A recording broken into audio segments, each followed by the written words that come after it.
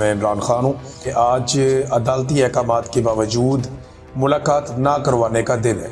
यानी अब तो ये हम सबको पता है कि पाकिस्तान की मिलिट्री एस्टेब्लिशमेंट ख़ास तौर पे आसिम मुनीर के अहकामात की रोशनी में मुलाकात नहीं करवाई जाएगी। यानी जब आदमी मुश्किल में होता है या प्रॉब्लम में होता है तो वो कितना फ्लेक्सिबल हो जाता है, लेकिन जैसे ही उसे ताकत मिलती है और जैसे ही उसके बाद इख्तियार आता है तो एकदम वो शख्स जो है, नॉर्मली लोगों का ये रवैया होता है कि वो शख्स साथ ही फिरौन बन जाता है, साथ ही वो शख्स जो है वो जालिम बन जाता है।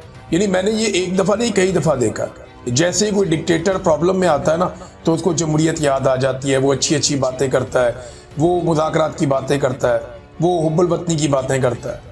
लेकिन जैसे ही उसे ताकत मिल जाती है और उसका अच्छा वक्त शुरू होता है या उसे ऐसा लगता है कि अब उसके लिए आसानियाँ हैं तो वो फिरौन बन जाता है। हमेशा डिक्टेटर यही करता है। फिर ना सिर्फ वो खुद धमकियां लगाता है, वो अपने टाउटों से भी धमकियां लगवाता है।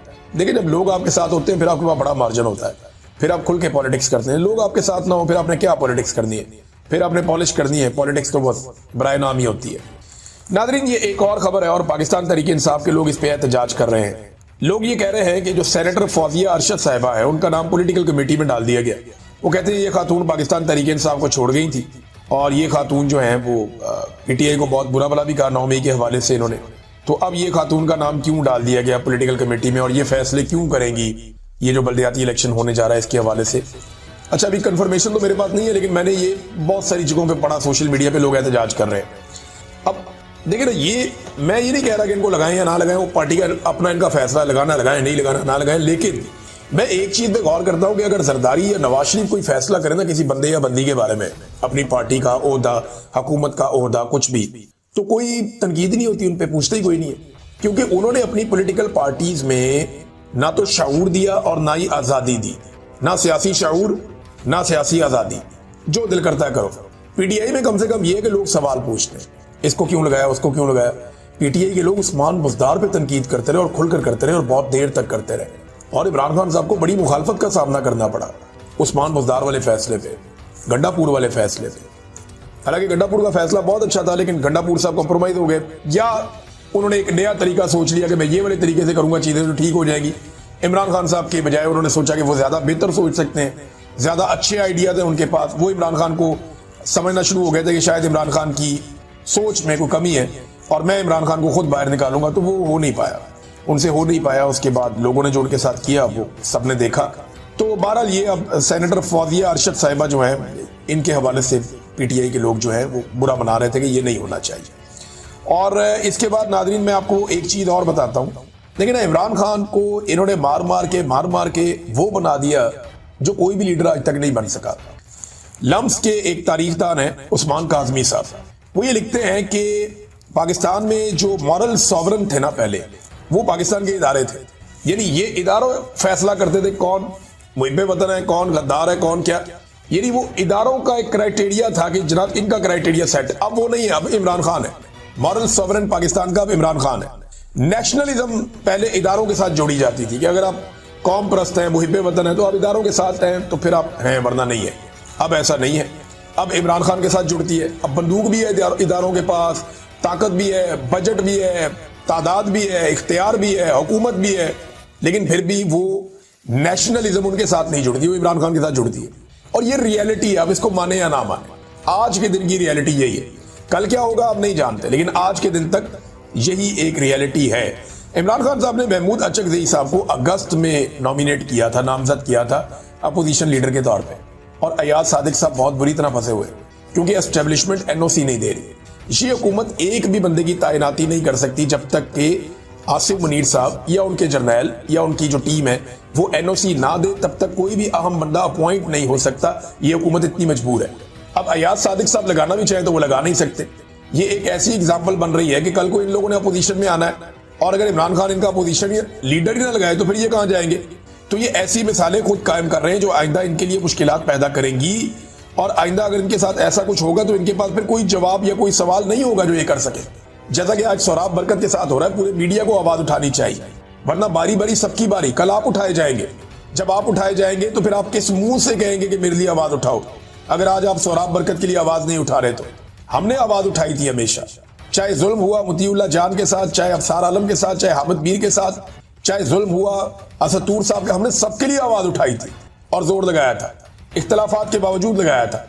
लेकिन आज सोहराब बरकत को ऐसा लगता है कि वो अकेलेपन का शिकार करते जा रहे हैं, पूरा पाकिस्तान उसके लिए आवाज उठा रहा है। लेकिन मीडिया को जो करना चाहिए, मीडिया ने उस तरह आवाज नहीं उठाई। 40 दिन हो गए हैं उनकी कैद को, बार बार उनकी समाअत आती है, कभी कहते हैं रिकॉर्ड नहीं है, कभी जज कहते हैं मैं नहीं सुन सकता, अब जज कहते हैं छुट्टियों के बाद सुनेंगे, फिर एक हफ्ते की डेट दे दिए। भाई एक जर्नलिस्ट आपने पकड़ा है, वो एक बैनुल अक़वामी कॉन्फ्रेंस में जा रहा था, ये क्या तरीका है, ये कौन सी इंसानियत है।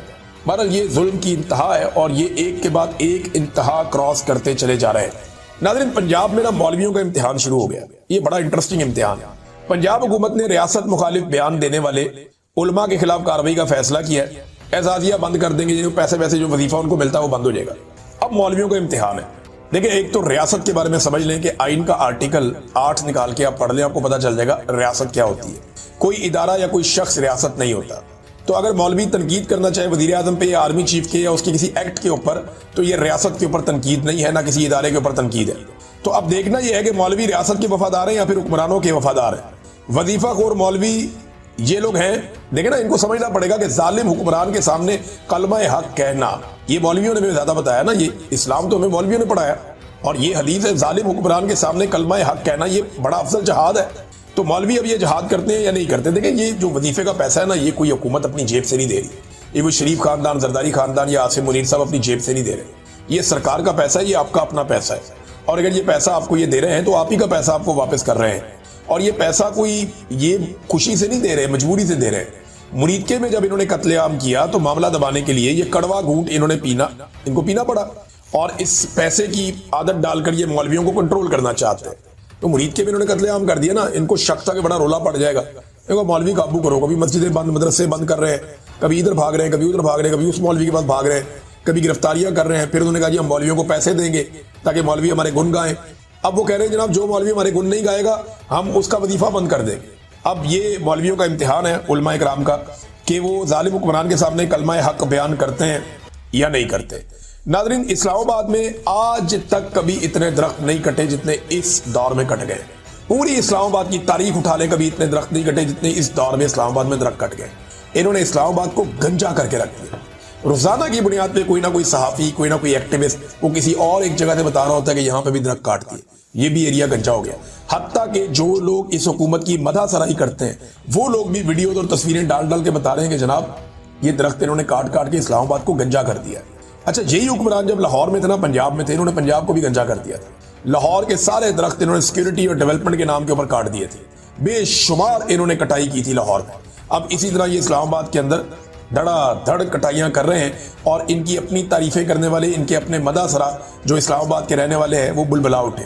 नैब ने एक टीम बनाई है बुशरा बीबी को गिरफ्तार करने के लिए। अब उन्हें गिरफ्तार करने की बहुत कोशिश की जाएगी, क्योंकि इस बात की सारे सिस्टम को समझ आ गई है कि बुशरा बीबी वो खातून है जो इस सारे क्राउड को लेकर डी चौक तक चली गई थी, और अगर दोबारा भी कोई आएगा तो बुशरा बीबी आएंगी या अलीमा खान आएंगी। तो ये खवातीन जो है इनसे अब खौफ है निजाम को। उन्हें यह पता है कि अली अमीन गंडापुर या बाकी लोग जो है वो कंप्रोमाइज हो जाएंगे। अली अमीन गंडापुर में मीटिंग हो रही थी ना, पॉलिटिकल कमेटी की, उसके अंदर सारे बैठे थे। अली अमीन गंडापुर बात कर रहे थे और शिकवा कर रहे थे, कोई नहीं आया, कोई नहीं पहुंचा, और फिर अचानक उनकी लाइन ड्रॉप हो गई। तो 5-7 मिनट के बाद उनकी लाइन वापस आई और वो मीटिंग के अंदर ज्वाइन किया उन्होंने। तो उन्होंने उस वक्त बताया कि जी बुशरा बीबी भी मेरे पास है और वो भी यहाँ बैठी है। और अली अमीन गंडापुर साहब ने जानबूझ के ये बात वहां पे की कि आप बुशरा बीबी से पूछें कि क्या मैं उन्हें जबरदस्ती लाया था या उनकी मर्जी के खिलाफ मैं उनको अपने साथ गाड़ी में बैठा के लाया हूं।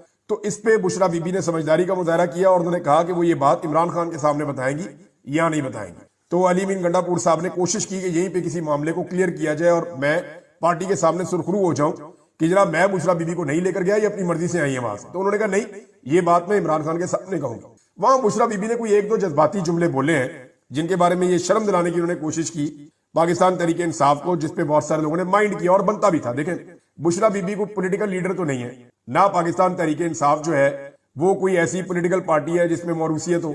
अब उनका पाकिस्तान तहरीके इंसाफ के लोगों का ये कहना है कि उनका नहीं बनता था कि वो पार्टी की बाजपुरस करें या लोगों को डांटे। पार्टी जवाबदेह बुशरा बीबी को नहीं है, पार्टी जवाबदेह इमरान खान साहब को है। हाँ, ये पार्टी ने एडमिट किया कि जनाब हमसे गलती हुई, हम नहीं पहुंच पाए, हमने बड़ी कोशिश की, लेकिन इतना जबरदस्त कर्फ्यू था पंजाब में कि हमको रुकावटें नहीं तोड़ पाए।